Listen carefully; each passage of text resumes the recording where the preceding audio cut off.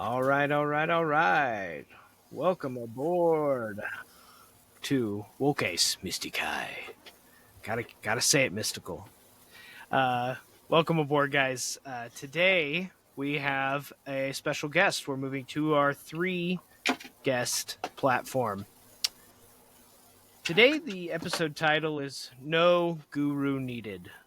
From Dogma to Gnosis. What I like to call the old gangster's path to enlightenment.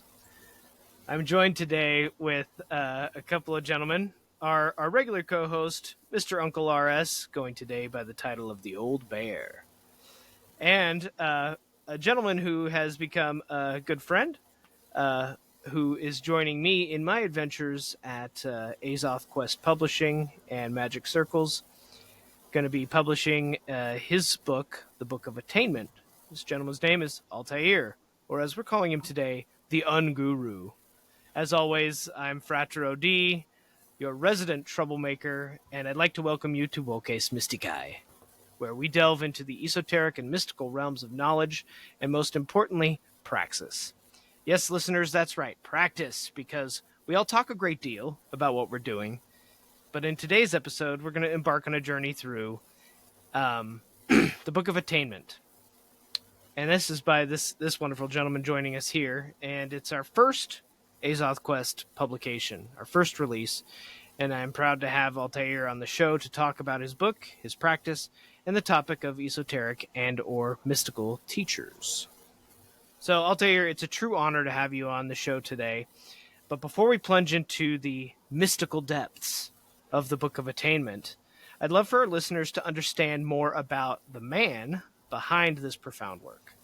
Can you share a little bit about your background with us? Maybe throw in some pivotal experiences of your spiritual journey, what shaped your path into where you are today. You know, for me, story is vital. We're storytelling creatures. It's how we communicate.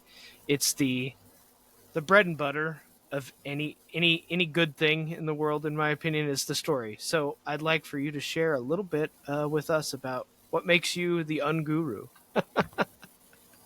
Sure. But first, thanks for having me. I'm happy to be here. Um, it's always hard to know how to explain your spiritual path, right? Because it seems like it's hard to pinpoint key moments sometimes. But I know that in hindsight, I noticed several moments in my life where things happened. It started when I was a child, when I was doing what now I call shamanic journeying. I was just daydreaming as a kid before going to bed. I would just imagine things and let my unconscious tell a story and enjoy the show. Mm. It was my first spiritual practice, but I didn't call it that. It was just having fun. Then I started growing up and I started thinking about the world, what I'm experiencing. And I started becoming a little bit more spiritual. The most important moment, I think, was reading a book called Mastering the Core Teaching of the Buddha by Daniel Ingram, which is a book on Theravada Buddhism.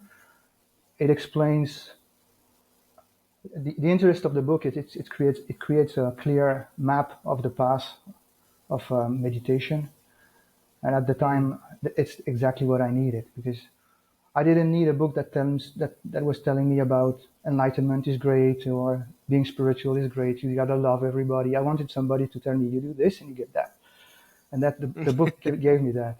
So it really started with that book. So I became. I didn't.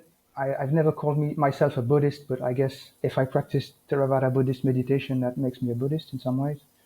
So that's when it really started with Theravada Buddhism. Then I started practicing and practicing. There's two main practices in Theravada Buddhism. It's insight meditation and concentration meditation. So I worked on these two. And then I started having some realizations and some attainments. And from there, I realized that something was missing.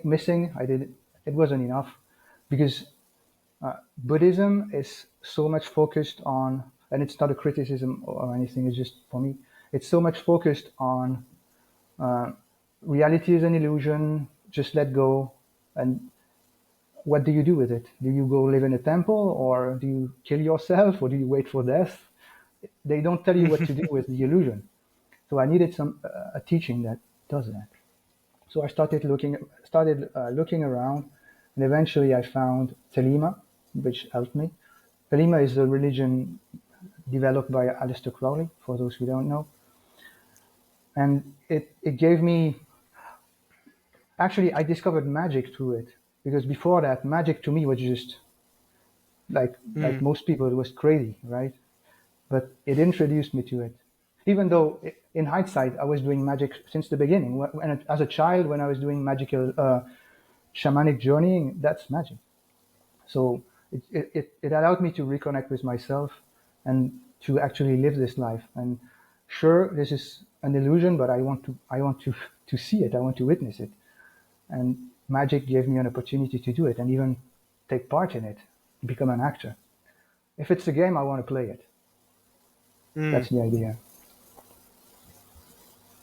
Awesome, awesome. Thanks for that. And I think many of us have a similar a similar story or path, right? There's there's always variances, but those of us who are walking on these paths, um, there's kindred elements. I think at first the most interesting part of what you're talking about is your childhood imagination, something that we tend to lose as we move into maturity, and it can become very difficult to reclaim, right? The Yeah, imaginal is where the magic is happening, right? It's in that we find that power, and I think that's really powerful. Many of us have those experiences as children where we are sitting there and we're thinking, man, there's so much more than meets the eye here, and we lose that as we get into maturity. And so it's great that we have these various paths to lead us back to that. yeah. As a child, you have the ability to get excited about your own imagination. I think that's a key element that we lose when you grow up. We some of us still practice imagination, but we don't get as excited as a child, or very few of us manage to do it.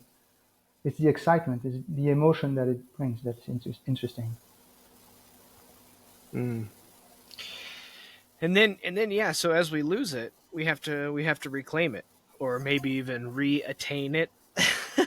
Yeah, it's always there. It's always there. But I wonder, did was there ever a moment in this process where you felt like you started to reclaim it? And can you recall if there was? Like, was there a stark moment where Do, you're like, oh, do you mean reclaiming? Well, actually, it doesn't matter. Yes, I was introduced. I was introduced to shamanism a little bit by accident, I would say. As I was seeking an, a new path out of Buddhism, well, alongside Buddhism, because I didn't want to give it up, I looked at shamanism. Or rather, I thought, what if I could go to. I read stories of ayahuasca, you know, and other psychedelics. And I read how they connect you with your intuition, and they let your unconscious speak for you. And I was wondering, if I'm really seeking the perfect path for me, maybe I could get my answer there. So I tried. I went to an ayahuasca retreat.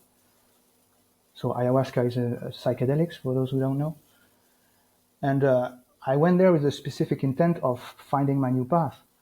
And what I didn't know at the time is that ayahuasca was a shamanic practice.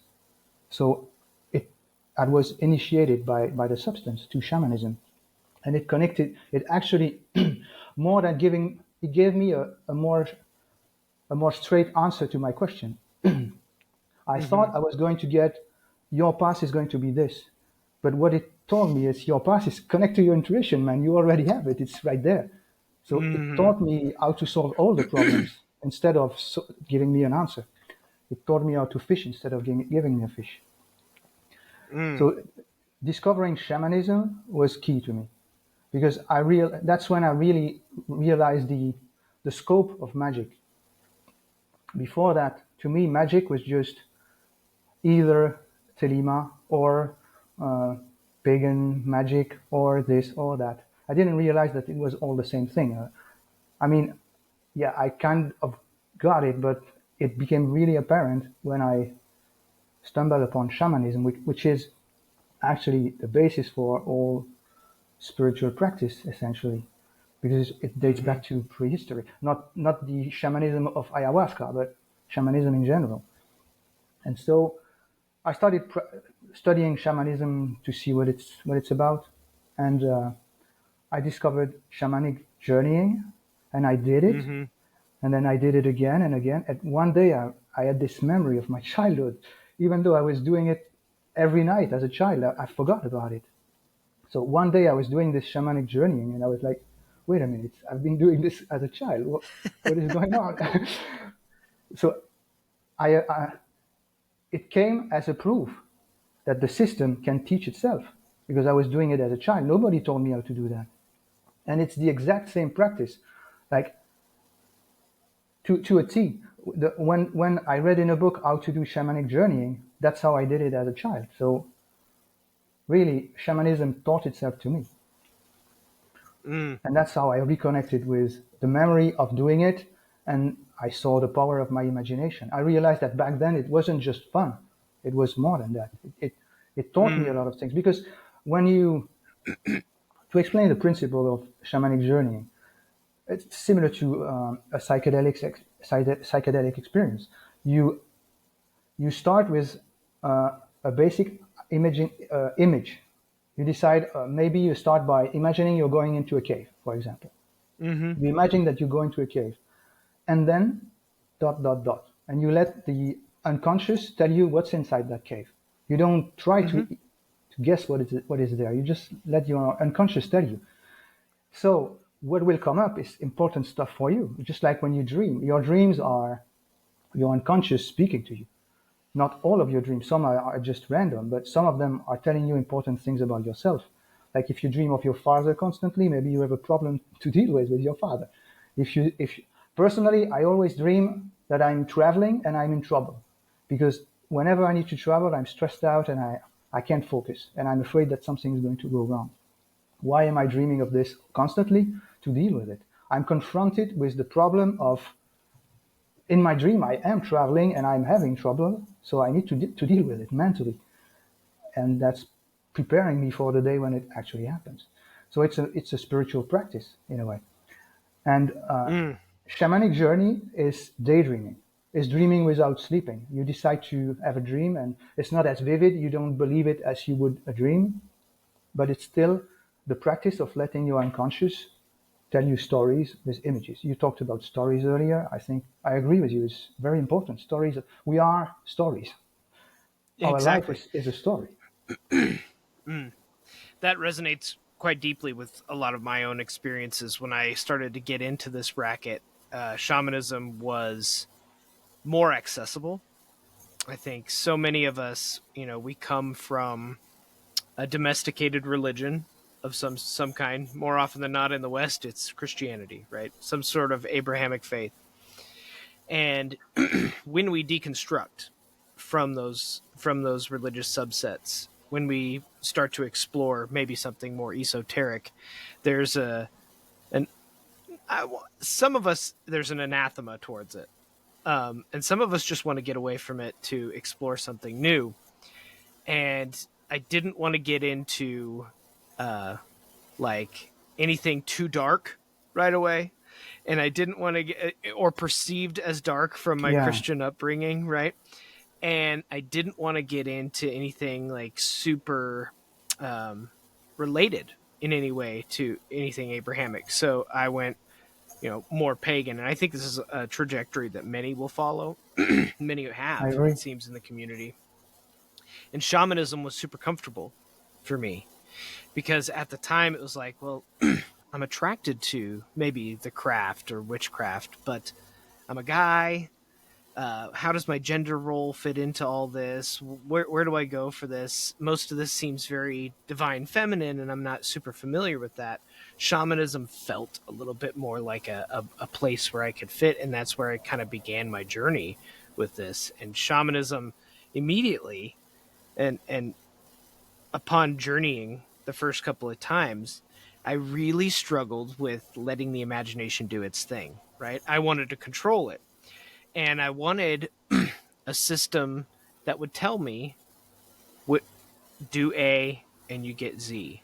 And that's absolutely not what's going to happen in those instances, right? And you talked about it very eloquently. You get what your subconscious or your unconscious needs to display to you in those moments. And it's about allowance of things to emerge as they need to in that moment. I remember going into it and seeking a power animal, right, a totem, the first time, and so I had this experience. I'm sitting at a park, and I've got my earbuds in, and I'm listening to a drumming track, and I've got a couple of like quartzite pieces around me, making a sacred space, and I'm facing a wood line, like right where the trees are. I'm like, okay, I'm going to go to a liminal space in nature where I can do this more comfortably, because I had been journeying in my bedroom and things like that, which is totally fine. But I wanted to take it to that next level, and I'm like, I'm going to find this damn power animal.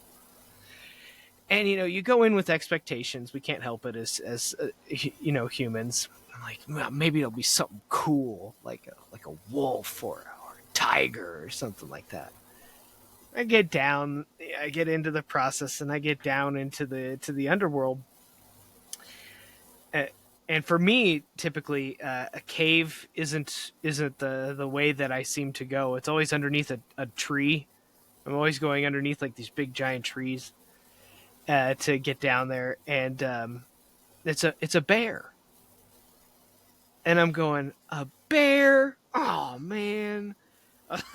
Like, I was all disappointed. Like, Yeah. and I couldn't have been more wrong about that experience, because I'm bringing something to the experience, some assumption or expectation, and it did limit me at first, right? Until I started to accept, oh, this is really amazing, and I continued to work with that spirit and let it develop, where I saw the real essence of it. And it's still a part of everything that I do. Even now, there's some shamanic element that comes into it based on those foundational experiences that I had. That there is an imaginal liminal space that I unlocked in that practice for me. It was a reclamation of the things that I had given up throughout my process of domestication and education. No, you don't let your imagination do things. That's not reality, blah, blah, blah, right? Or what practical element does it have? All those things kind of speak to you when you're trying to let this imagination go and do its thing. And so we have Yeah. to unlearn all that crap in order to allow ourselves the full breadth of expression that can come from those experiences. Needless to say, I don't think the bear is lame anymore. That's good. It's a symbol It's of just as renewal. cool as a wolf or It's a a great tiger. symbol. Yeah, yeah. It's a symbol of renewal. Mm. It offered you a second And it life. was. Yeah.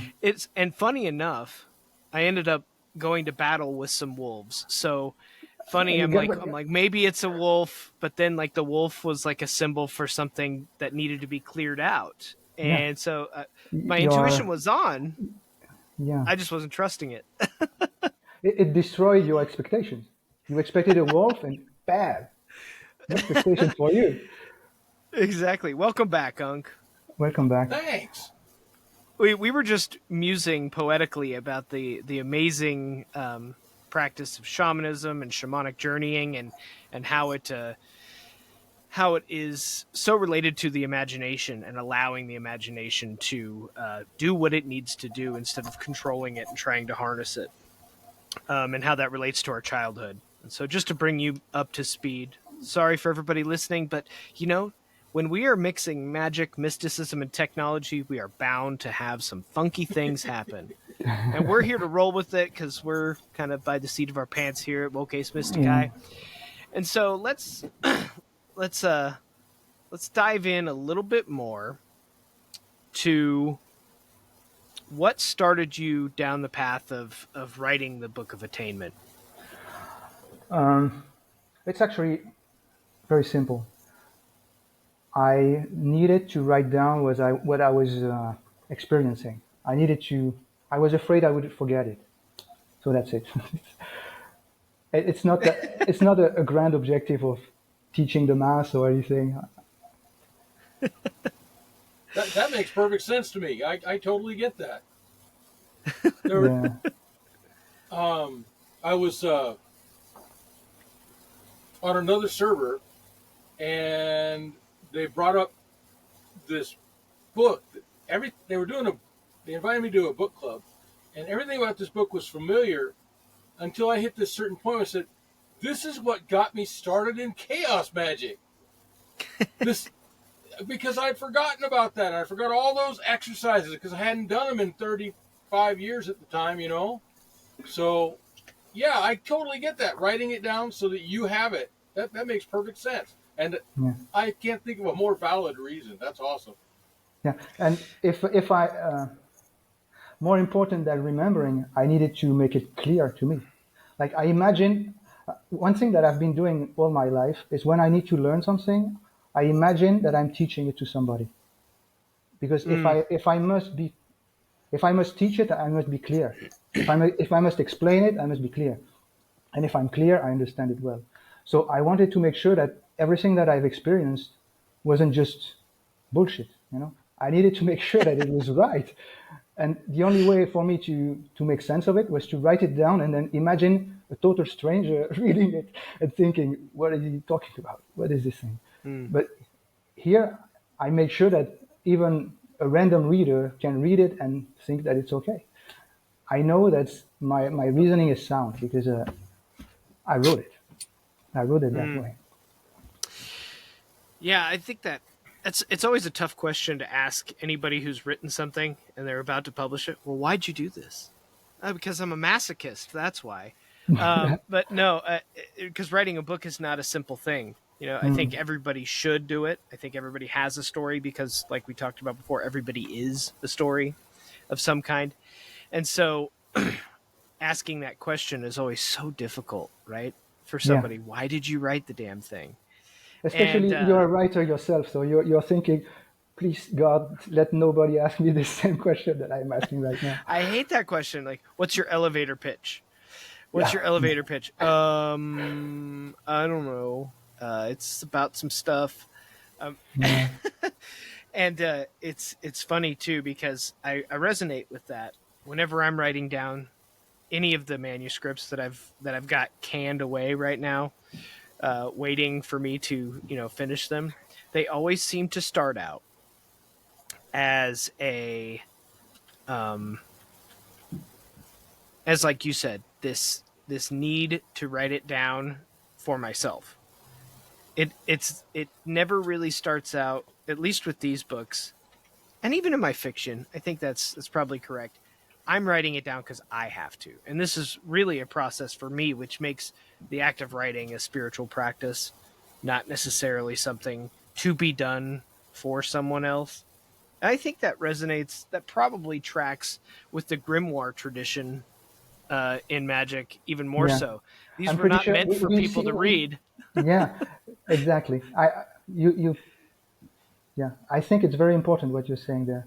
We see grimoires as this sacred book that was written and passed down to generations.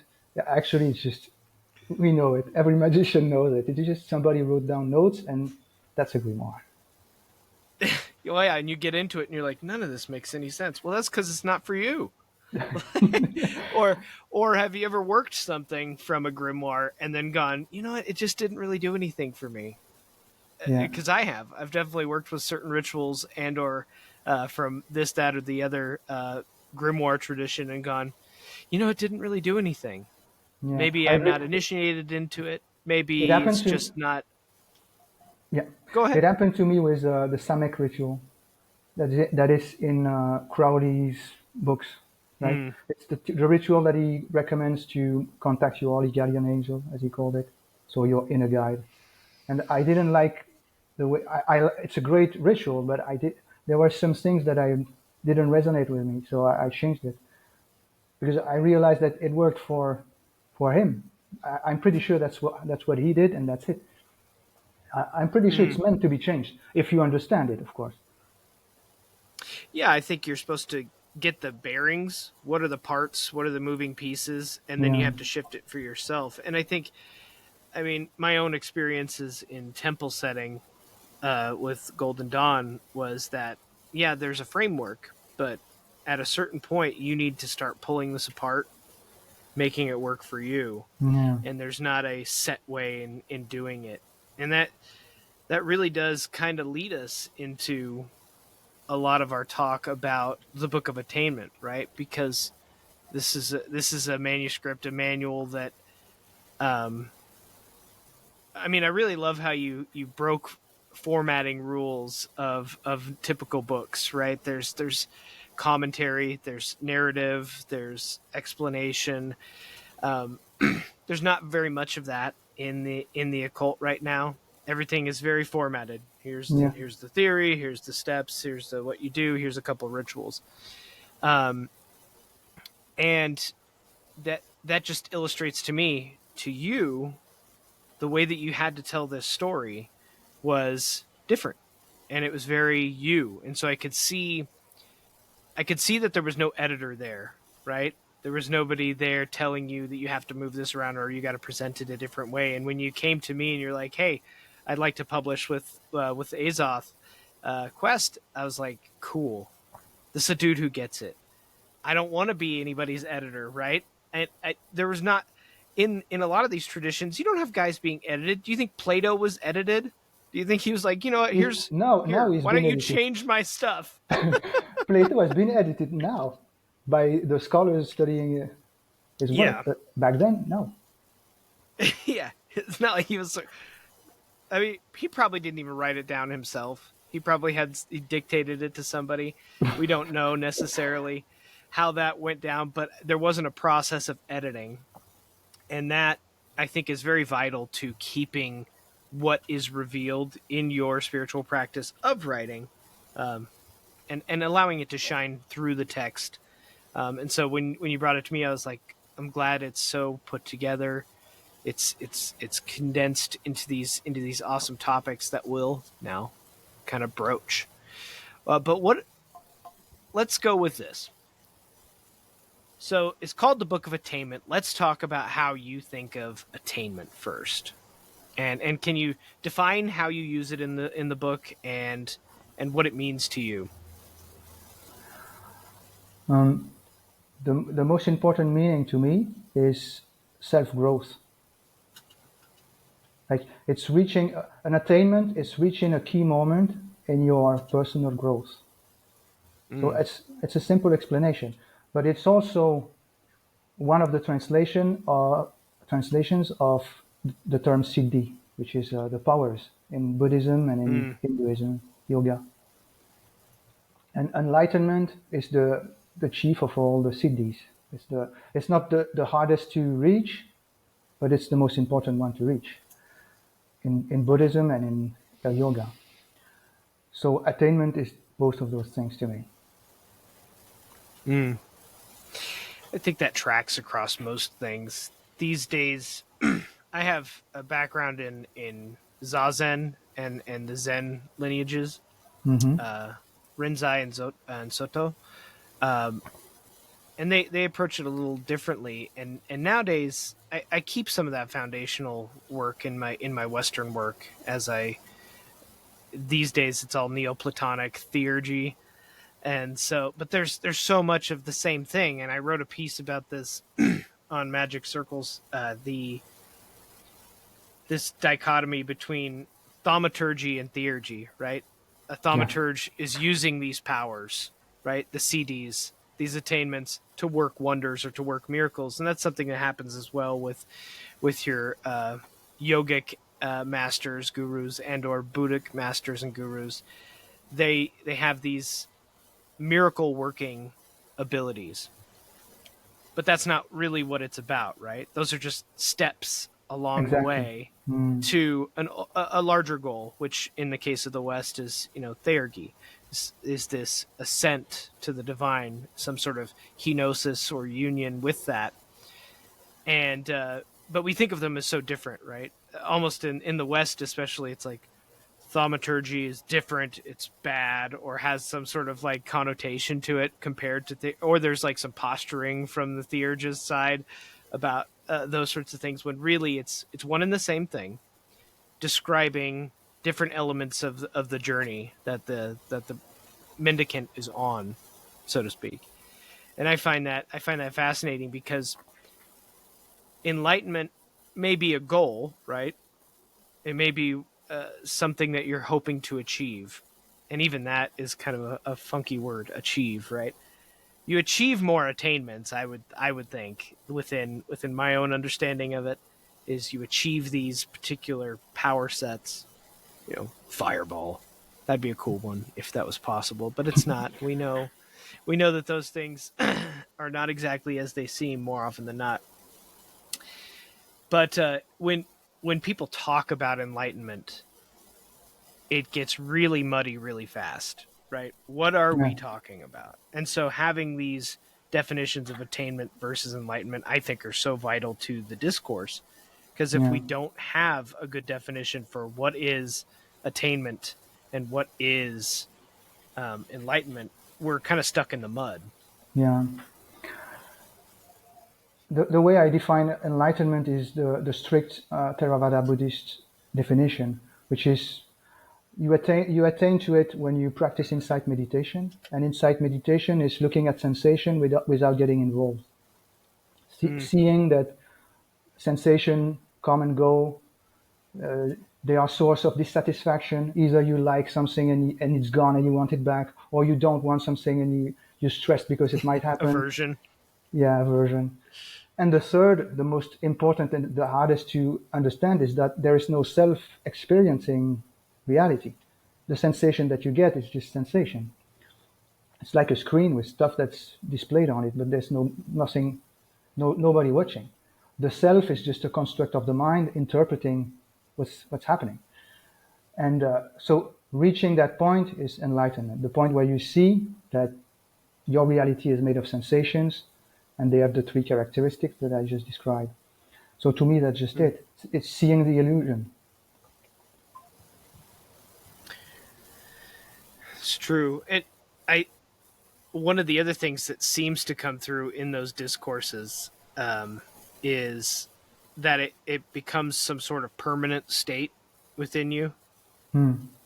In my experience, it's fleeting at times, right? I can catch a glimpse here and there based on what I'm doing, where I'm at, but I tend to fall back. I have a tendency to fall back into illusion or lose sight of it for a time, and then I maybe like I the way return to Aleister it. Crowley described it. Crowley described it as the heart coiled with a serpent. The serpent Mm. meaning your attachment to earthly Hmm. things, and the heart is who you are. So the serpent lets you free when you are mystical, but then it wraps itself around you and brings you back. I like the image. It's it's apt. It really is, and it's a part of the struggle that we have in, especially in a modern context, because we're so A to Z. Well, if I achieve it, it should be there Hmm. forever, correct? But everything is impermanent. Everything is impermanent, and accepting that impermanence, that this is going to come and go based on my perception, what I'm doing, am I acting in the right manner, right? I think, yeah, you can achieve enlightenment, but if you go back to your old habits, boom, then it's gone, right? Yeah, and also I would go further. I totally agree with you, and I would go further, and I would say that we are here. It goes back to what I said earlier. We are here to live. According to me, we are here to live this reality. We are not Mm, here to be enlightened. We are here to live this. Being enlightened is understanding what's going on. That doesn't mean that mm, it's not going on. It's still there. right. Right. Well, yeah, it's the obsession with liberation, right? There's a bunch of Yeah, people wanting to get out, and they see enlightenment as their meal ticket out of here. yeah.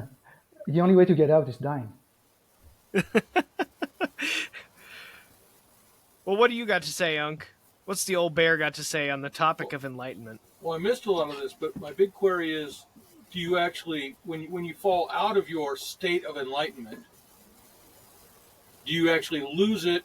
Is it gone? Is it gone, or did you misplace it?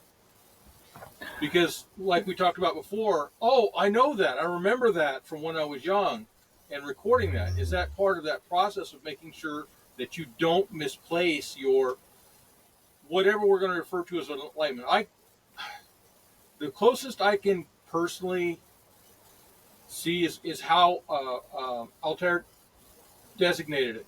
The only reality that matters is the reality you are in now, and your ability to perceive it and understand it without reacting or judging it. Would Yeah, that be we agree. correct? Yeah, we That's the agree. We have only. the same definition.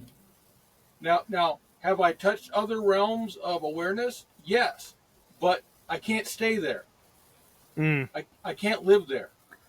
There's, first of all, in Buddhism, there are several degrees of enlightenment. And the first Mm. one is called stream entry, is when you first see it you see it for the first time. But the difficulty with that stage is it goes away very fast. Like Mm. you see it, but then you're back in the snake around the heart, as I said earlier. So really what's going on is at first you cannot remain in that state. But once you progress, you get the ability to remain in that state, but also the lucidity to realize that you're not meant to stay in that state. So you want to come back. So there are moments where you forget. Mm-hmm. There are moments where you forget. And there are moments where you can't get there as you learn. So at the beginning, a beginner will lose the ability to get there constantly. And it's very difficult to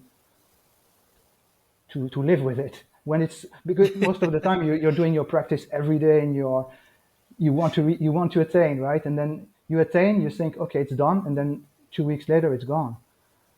So Mm. at first you will lose the ability to get there, but as you get the ability, as you increase your capacity to get there, you realize that it's not that important. You can come back to this life and do your daily tasks. There's on the surface level, there's nothing mystical or spiritual about washing the dishes, right? But you can decide that it is. It's just up to you. Yes, And sometimes I you're do. washing the dishes and you're like, why do I have to do this? There's so much stuff that I could do instead of washing the dishes. And that's when you forget. Because you're here. Because you're here, and that's what you have to do, right? We forget so much about that. And I think it speaks to just the state of our world in general. People are generally unhappy because they don't have the lucidity provided in these experiences, right? You see it for what it is. You have a sense of detachment from our emotive need to cling to it, you know, and we can then view it for what it is. And I think for me, what that has unlocked for me, I wouldn't say that I have attained it in any way, shape, or form. I think what you talked about in the Zen tradition is kensho. It's that first glimpse of it that you get, and then it kind of like fades. Hmm. The ability to look at things as they are without attachment is how I perceive myself now. And so I guess in some ways that's a level of this attainment of enlightenment where I can go and see the humor in the chaos of everything and not get worked up about it, right? And that has been a key achievement for me in my life, to be able to look at something that pisses everybody else off and go, "Oh man, this is funny, isn't it? Isn't this interesting?" Or a lack of attachment to where I'm going in life, right? I still struggle with this one a little bit, but more often than not in my praxis, whenever something new comes up, I go, "Oh, it's not what I thought it was. I guess we're doing this now." And just go along doing it.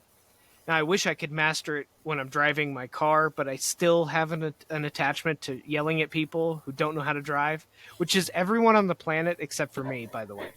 Everyone is incapable of doing that. And so I'm still quite a few stages away from the old having that perception online all the time. But it really is, it's like a pair of glasses, right? To use a metaphor, everybody's working with smudged glasses. Some of us are a little clearer, and sometimes we still put more fingerprints on them so we can't see it as clearly. But it's like, where'd I put my enlightenment glasses? Hold on. Yeah. Let me just put them on real quick. Ah, there it is. Yeah. The way I There's what like to I left describe it behind. is, I don't remember the name of that thing, but it's the optical illusion where you see two vases, two faces or a vase, you know? And your brain can only see one of the two. It cannot see both. No matter how hard you try, you see one and then the other and one and the other. Enlightenment works exactly like that. Like you feel a click in the brain and oh, yeah, right, it's an illusion. When you brought up washing the dishes, it made me think, because you're talking about, why do I have to do this now? Well, because you're right there with the dishes that need to be done now. You know, it's the logical answer. Later in the day, you'll be at work, and then you'll have to shuffle papers all day, because that's what you have to do at work before you can get home.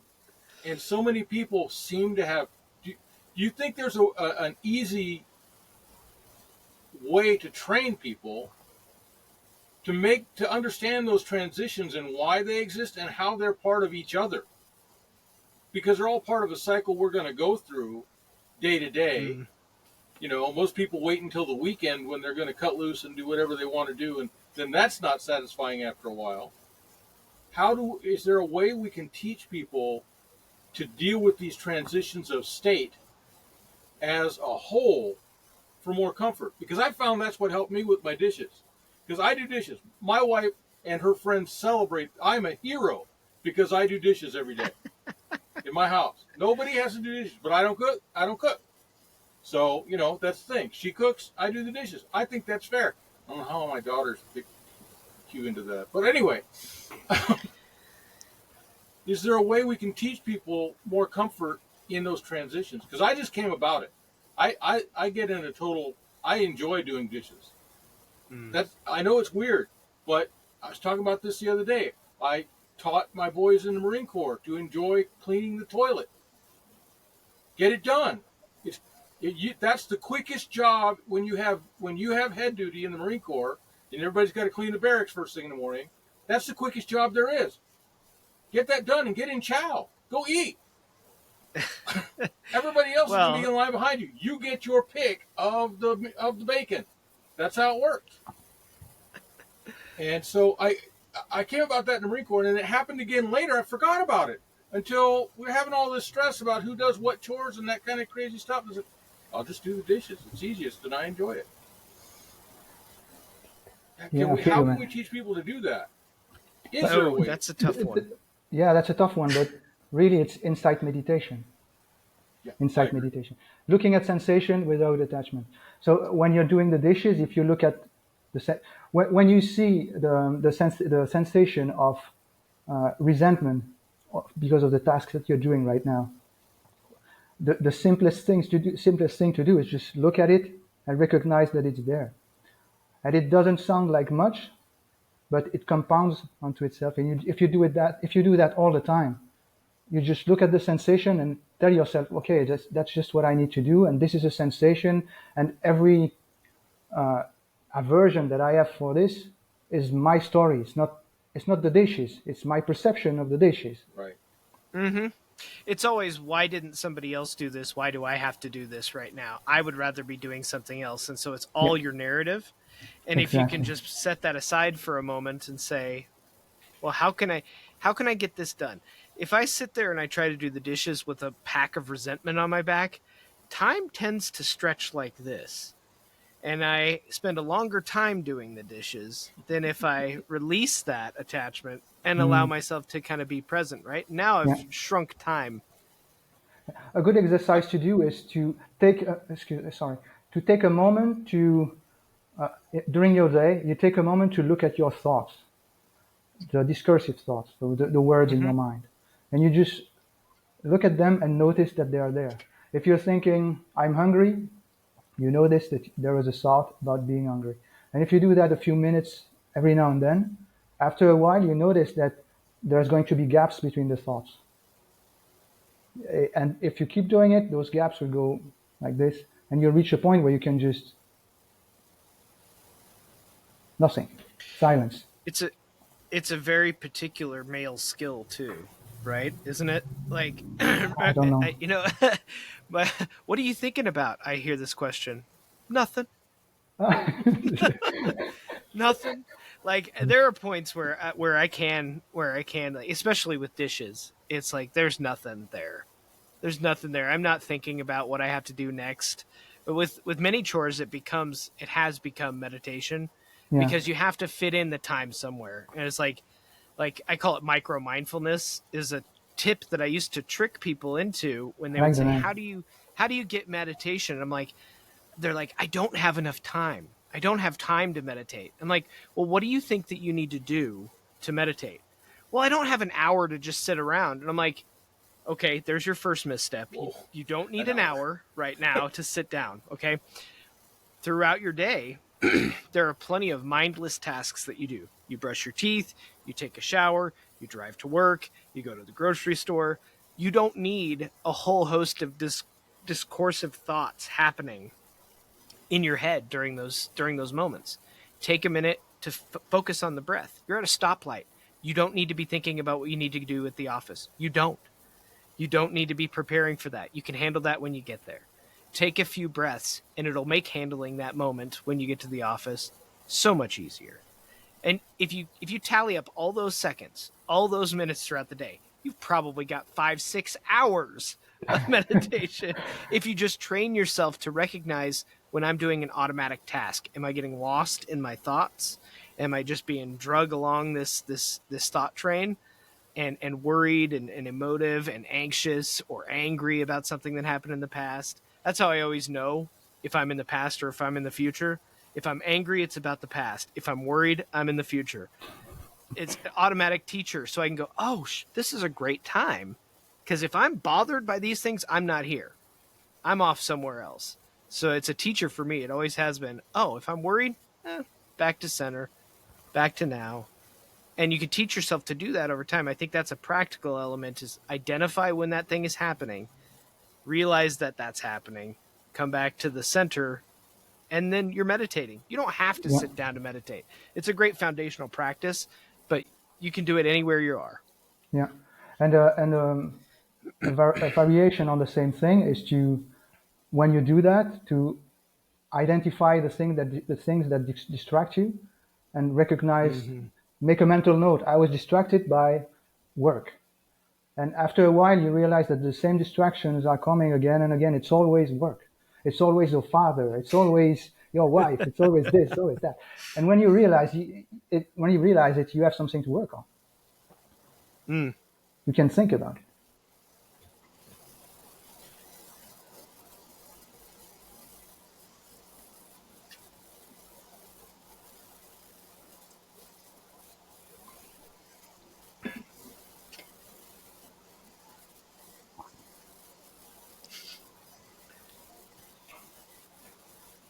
Mm.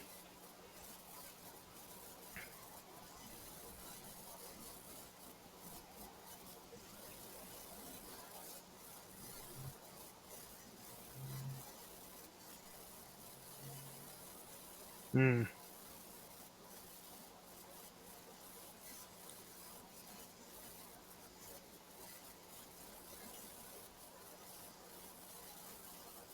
Mm.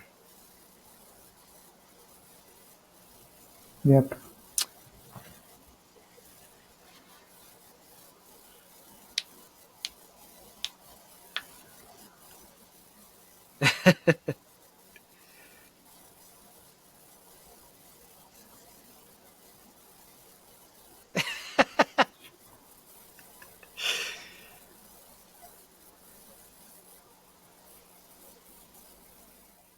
Forward.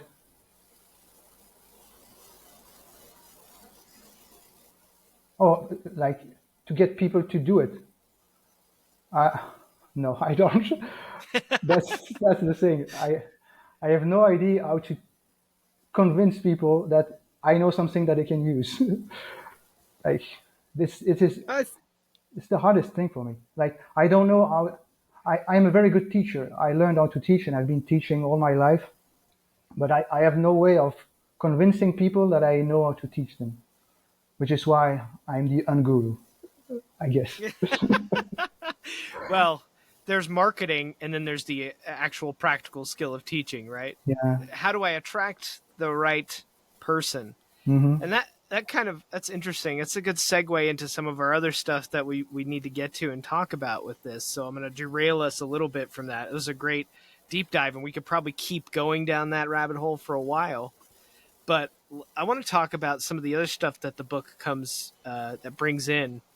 Mainly, there's three topics in particular: gnosis, the inner master, and the role of teachers and mentors. So, my first question, and let's keep it brief on this one. Let's talk about Sure. gnosis a little bit and the importance of balancing dogmatic teachings and our personal experiences that may or may not contradict that. That's a tough question. I We need to know be, it is. we need to be brief. Well, we don't have to be brief. I want to get to the teaching thing, but I think it'll Mhm. dovetail. You know, I think there's nothing more important that personal experience. Like So dogma, you value it over dogma. yes. I don't even think I'm trying to figure out the scope of dogma, but I don't think dogma is very important at all, because reality is what you experience, and a spiritual experience is going to be your experience. It's not going to Mm, be somebody else's experience. And the sooner you get in touch with your own experiences, the sooner you can start to grow. And yeah, I think dogma is often steering you away from the personal experience, because you run the risk of telling yourself, well, they said this and I'm experiencing that. Does it mean that I'm wrong? And you could go the wrong way. Dogma is only right. useful to see like the context, what other people are experiencing, but that's dogma is not telling you what you will experience. Right. I think it's also dogma is a roadmap, right? It's the best practices that somebody had in the past, or that have been collated by the broadest amount of people who've had a similar experience. Yeah, Religion uses it as a map more often than not. These are the things that we know will get us to the states that we want to achieve. I don't think that they're inherently any which way. I think it's our human best guess as a group. We're like, this is what we all know. This is what has worked for a number of people. It's probably not going to work for everyone. So, like we were talking about earlier with the grimoire tradition, this is this guy's journal, right? If I take everything in this journal and I say it has to be exactly like this, am I going to generate the personal experience that guy had? Probably not. And probably unequivocally never the same experience, because we're so vitally individuated and different. And so our gnosis is so vital to us, right? I think where it gets really funky and interesting is that we have these experiences, we gain our own personal gnosis, but that is only for us. And then when we try to transmit it to other people, it gets really messy, right? yeah, And so you have UPG. Here's my unverified personal gnosis, and here's what what Plato said, or here's what Moses said. And if it doesn't fit with that, then people have a fit. They throw a fit. They say, "No, it can't possibly be that way. It can't possibly be that way." Um, and so it's another one of those dualistic things where is the individual's personal experience more valuable than the collective experience. It's a numbers game. I think it ultimately maybe not even a fruitful question. It's definitely irresponsible, Uh, but I definitely think it's interesting for us to explore Yeah, how do we balance that, because the dogma's there for a reason, and a lot of it may have value. Depends on the person, yeah, but in large, I have to agree. Your personal experience is more valuable for you. It tends to fuck up other people, though, in my opinion. Like, yeah.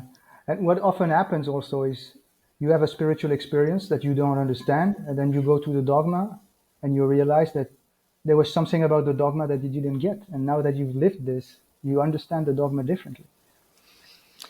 yeah, there is an interplay.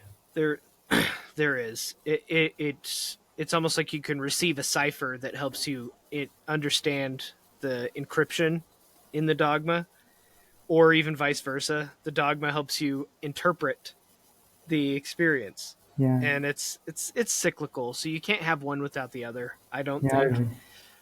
But it does lead us to a very interesting road, and that is the chicken or the egg argument here of the who taught it first. There's people having personal experiences that are deemed as gnosis, but there was always a person before you. Like, there's always somebody before that person. Who was the first person to have gnosis? When does it become dogma? The transmission of dogma and lineage and all these things start to come into question. Who's the first master? Like, where is the first teacher? Because we have become so obsessed with the idea of you have to have a teacher to transmit or initiate you into said mystical secret, into said experience. Which came first, the chicken or the egg? And your book talks about this um, quite eloquently, that there is an inner master, and I think that's an echo too of many other things: the holy guardian angel, the holy daimon of Diamond, the yes. more Platonic path, your spiritual guides in many traditions. We talked about them too. Power animals. There's always some hidden master that isn't a physical human master. Yeah. I want you to speak a little bit about your experience with the inner master, and let us know how that came to be. And I guess, yeah, just freestyle, brother. It happened when I switched from Buddhism to Thelema, because it's at the center of Thelema, the Holy Guardian Angel, as it is called. I was fascinated by the idea, but I didn't know, is it real? I was naive at first. I thought of it as an actual angel, you know? So I was like, nah, no way. But then I read everything about Thelema and I thought, maybe there's something to it, so let's try. So I started changing the way I think, and I realized that I had been talking to that being, for lack of a better term, my whole life. Mm. Like when I was a child, uh, doing my shamanic journey at night, it was him that was telling the stories that I was watching. Especially the Mm. most important lessons that I learned at the time, it was him. And it was him that led me through all my spiritual paths, actually. And so I followed the ritual to have that experience. That is, as it's taught in Thelema, there's a ritual called the shamanic ritual. And sure enough, there is something. It's not, it's difficult to describe. And I don't like, you often read people say the holy guardian angel is this, or no, it's not that. It must be this, otherwise it's not. I don't like that kind of talk because, again, we're talking about personal experience, gnosis. And the holy guardian angel is going to be different for you than it is for anybody else. And Crowley was clear with this. When he described, at the end of Samek, he described what happens when you succeed.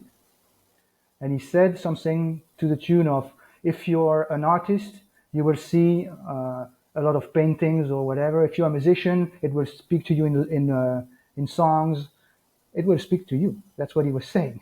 Depending on what you're seeking, the experience will be, it will be tailored to you. So, Mm-hmm. yeah. And realizing that it is a teacher is important too. Maybe, I'm sure a lot of people feel like there's this connection, but they don't treat it as the ultimate spiritual teacher, which is what it is. It is, I just said I don't want to say what it is, but it is the ultimate spiritual teacher.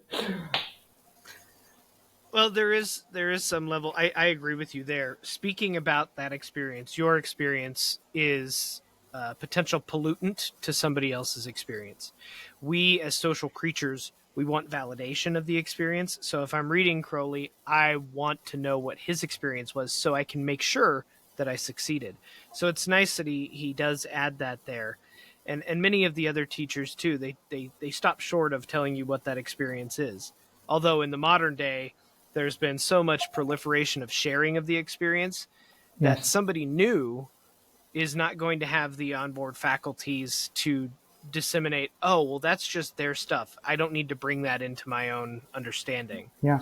I don't need to pollute my There is a book. experience. There is a book, a specific book. I think it's just called The Holy Guardian Angel, where a bunch of magicians came together to talk about the experience, which was new. Mm-hmm.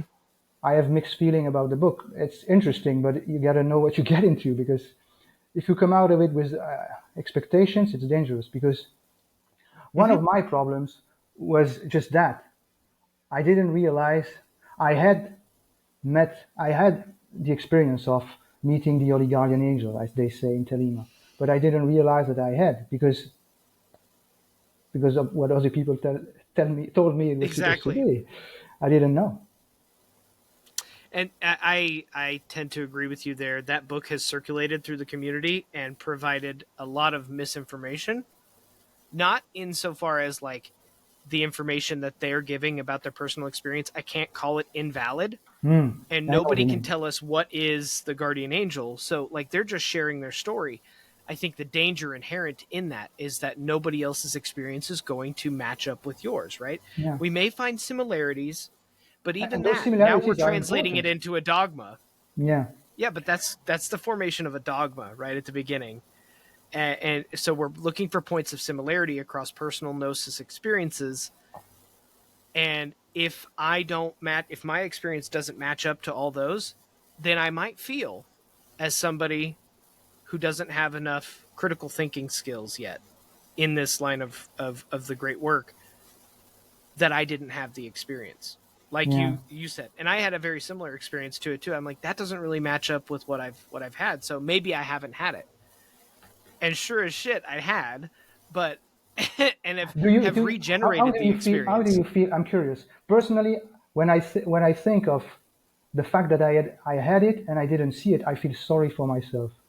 Like Mm-hmm. I'm seeing myself as a child who didn't get it. I'm sorry. I want to go back Mm-hmm. and talk to him like a child. Do you feel the same way? Yeah. Yeah, I think I did. It was like, oh man, I didn't get the cool toy at the birthday party like everybody else did. And then you see people talking about it, and in occult circles, especially like say a Discord server, you see people speak about it, and then somebody else will imagine their own experience with it, and it gets really messy really fast. And Yeah, I think it's detrimental in sharing those sorts of things. That's why I am such a big proponent of silence and secrecy in your own practice and yeah, even in your own experience, because it can pollute somebody else's expectations. yeah. To me, the worst question that I had was, "Am I going to see a person in the room?" Yeah. That's the worst question to ask yourself. But I don't mean to say that I was obsessed with that idea. It wasn't at the center of my practice. I wasn't in Telima to meet a person in the room. But it was a question that I asked myself, and I shouldn't have. Yeah, It and doesn't matter. that it doesn't, and that's why I think the role of teachers, which we're going to get into here, is still important, right? So we have our inner master, our inner teacher that you speak of, and that we've kind of talked about as the holy guardian angel, the daimon, whatever you want to call it. Um, is there too. But in order for us to have this experience, it's my belief that having a teacher or a mentor is vital to unlocking those experiences appropriately, to unpacking them appropriately. Now, a teacher, a good teacher or a mentor, is leading you to uncover that yourself. It's not telling you what the experience is. Like in the role of education now, a teacher's basically just telling you what it is in most education, at least in the United States. I don't know how it is wherever you guys are, Yeah. but in the United States, it's very much, nah, that's what it is.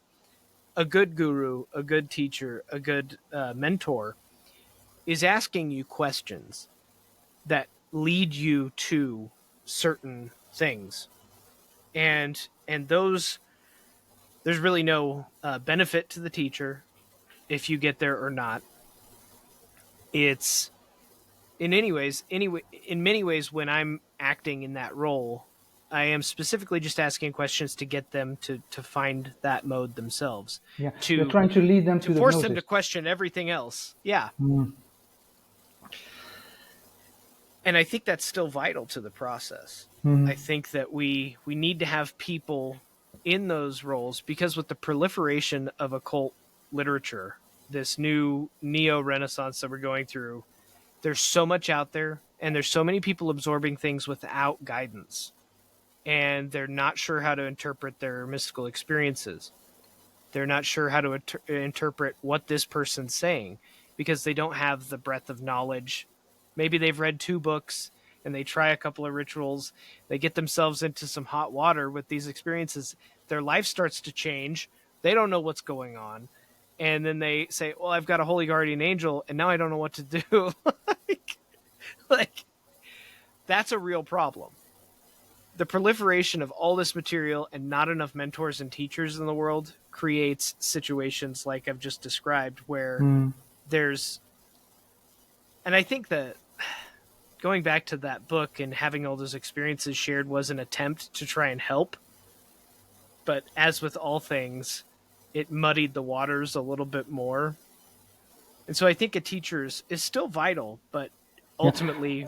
The perfect teacher is fantastic. The problem is when you're a beginner, since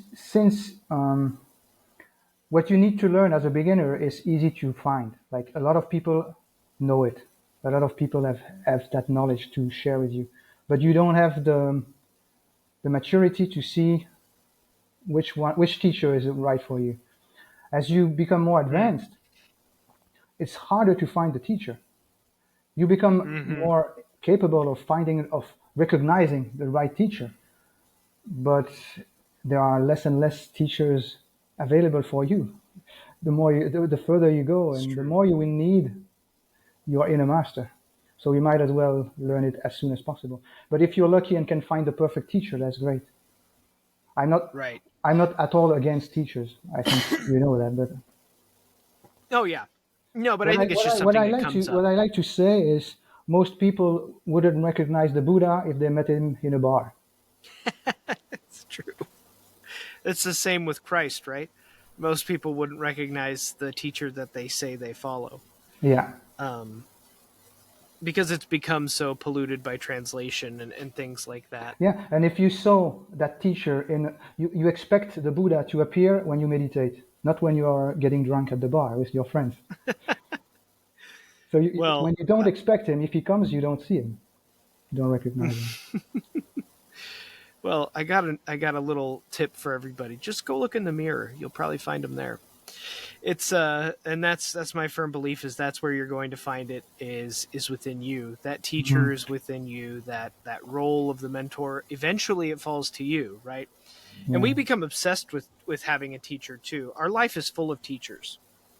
Teachers that teach us small things in life. Our parents, our friends, our peers. We have people that teach us what not to do by looking at things and go, oh, I don't want to do that with my time and my life here. We're constantly inundated with teachings, programmings, things coming. Learning to trust our intuition, though, I think is the final teacher. Right? There's no teacher beyond that. And we'll have many teachers through our journey, and you eloquently put it. Like, you'll have a lot of choices at the beginning, and as you progress, those choices become much smaller. Yeah. Of who can lead you from a physical standpoint, and eventually the wheels fall off and there's no teacher and you're left to your own devices. And that's in the magical path. That's adapthood right there, where Yeah. you realize that It, there's nobody left to teach you but you. exactly. In the tantric traditions agree that the siddhis cannot be taught. You have to figure it out on your own. They can give you practices that will lead you somewhere around there. They can show you the way, but you are going to have to walk that path and figure out where to go from there. Mm. So, and the That, siddhis is at the very end of the path. It's one of the last things that you think about. But at some point, you will have to figure it out on your own. yeah, it's almost like the dogma, the teachings, the techniques. They're a map to a general area, and then there's nothing mapped in there. Yeah, yeah, I agree. You can't map it, and that's why you see, and this goes back to shamanically speaking, you see them produce their own map.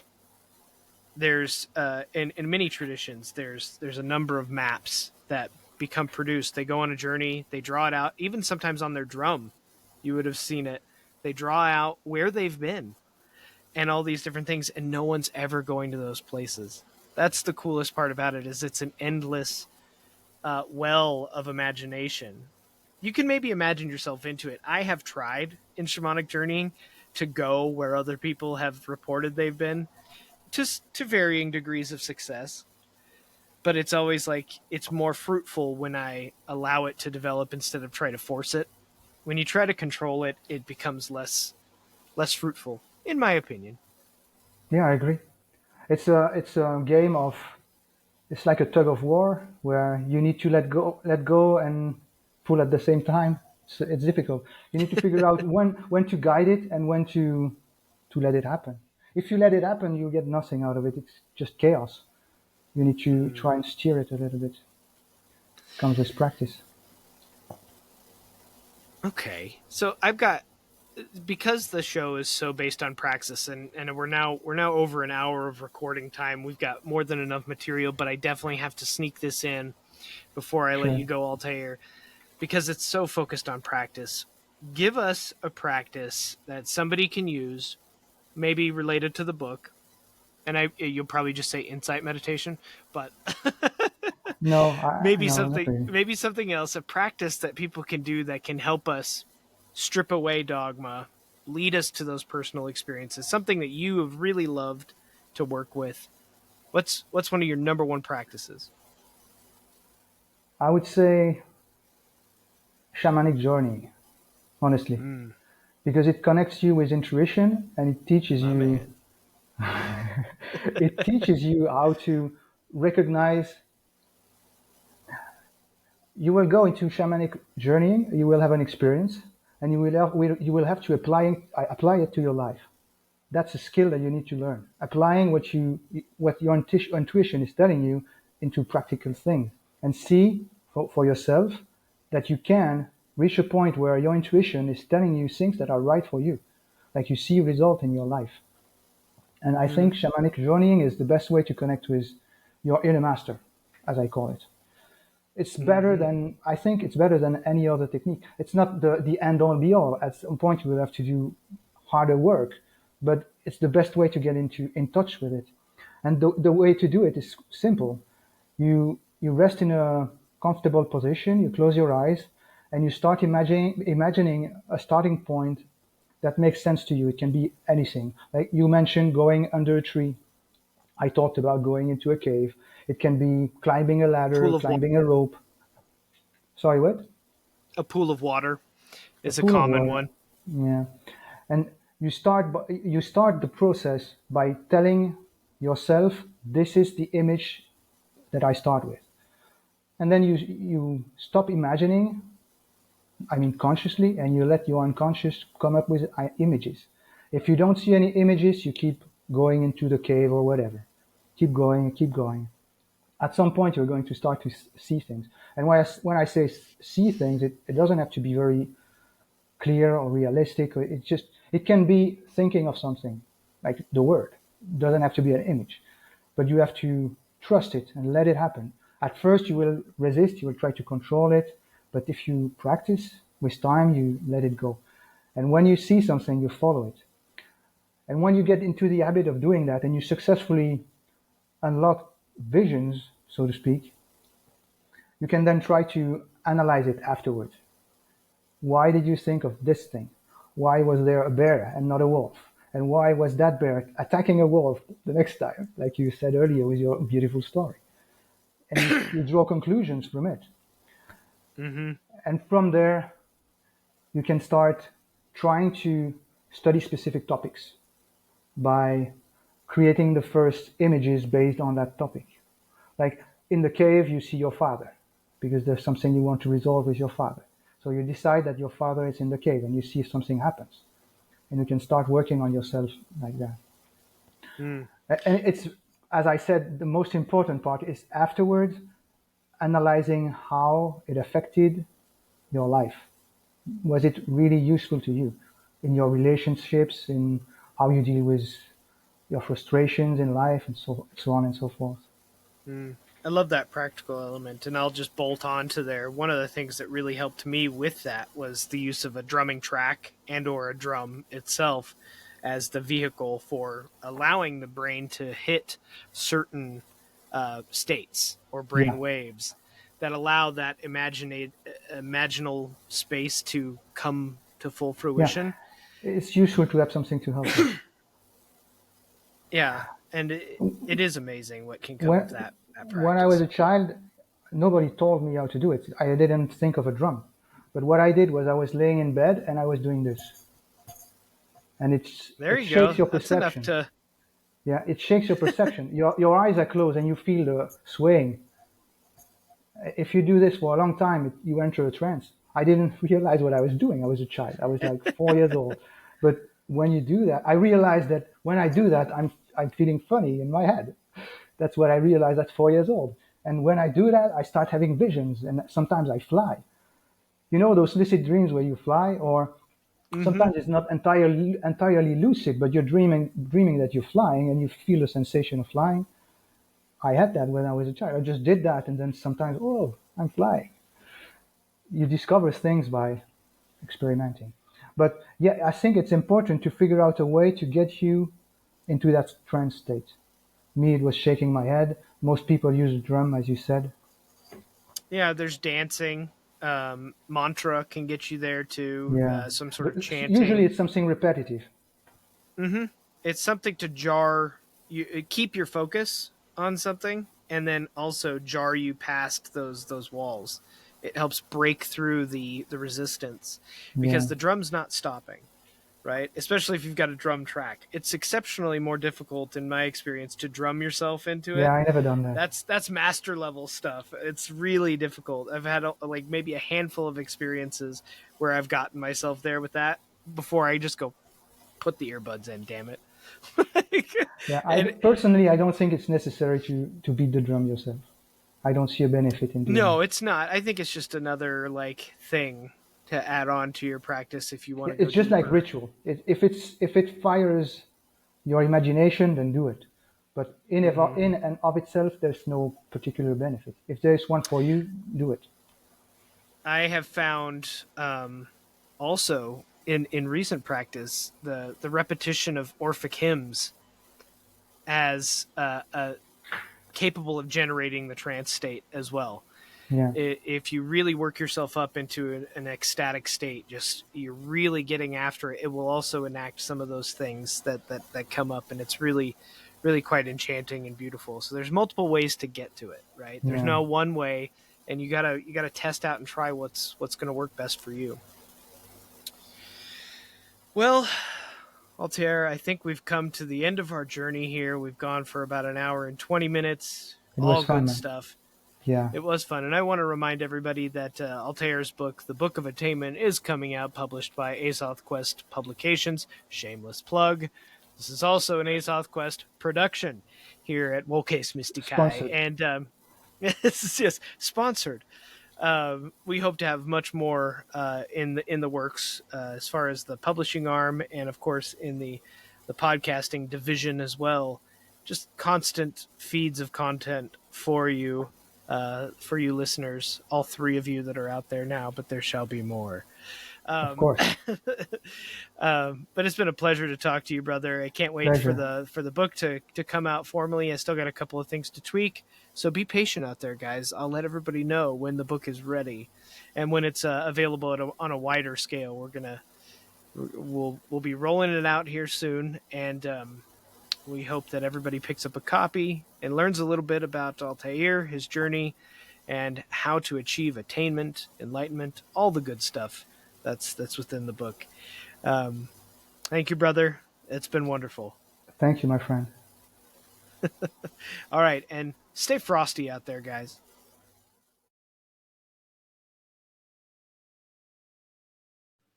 Hey guys, thank you for taking the time to join us on this journey, this enlightening journey even, through the realms of the occult. You know, your engagement and support means the world to me, to us, and everybody involved in this venture. And if you enjoyed today's episode, we kindly ask you to subscribe to the podcast on your preferred platform. You can find our content on YouTube, Spotify, Apple Podcasts, or directly on the website at magic.social.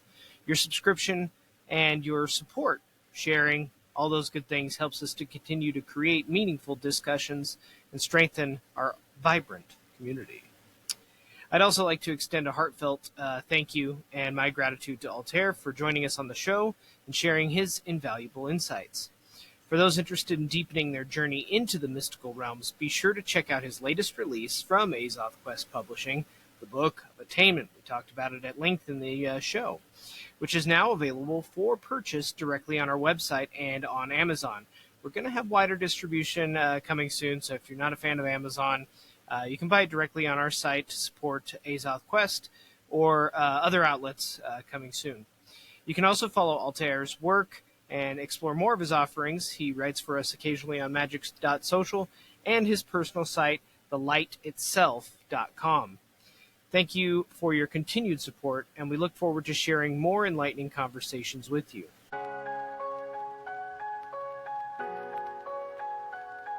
Before I let you go, I want to extend a heartfelt invitation to all seekers and practitioners, curious souls, to join us over at Magic Circles, where the essence of community and authenticity converges. You see, I built this thing to be a sanctuary where you can discover not only a space for personal exploration, but a nurturing environment that celebrates the divine tapestry of beliefs and experiences. You see, I think it's together that we can cultivate a profound sense of belonging and weave our individual journeys into a collective narrative that strengthens us all and gives back. Each gathering on this platform becomes an opportunity for connection, collaboration, and the sharing of wisdom, which allows us to delve deeper into our own internal self-practices while uplifting each other in the process. So in the spirit of this, I, Fratro D, am personally committed to supporting creators and fostering an environment conducive to shared growth and knowledge within the occult community.